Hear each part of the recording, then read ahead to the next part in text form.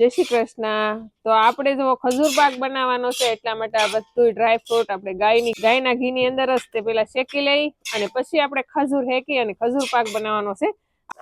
તો dry fruit બધું મસ્ત શેકાઈ ગયું છે એટલે કકડું થઈ જાય એટલે પછી આપણે ખજૂર હેકીને એમાં ડાયરેક્ટ આપણે મિક્સ કરવાનું જ રહે. નાનો તવીથો એવડા મોટા બકડિયામાં ફાવે, તવીથો ન હલાવે, આપણા હાથ અંદર વયો જાય એટલા માટે મોટો તવીથો લીધો છે.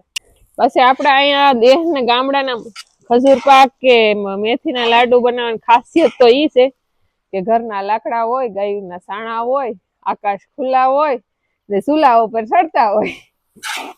તો આપણો ખજૂર એકદમ મસ્ત હેકાઈ ગયો છે ને હવે એની અંદર આપણે માવો મિક્સ કરી દેવાનો છે.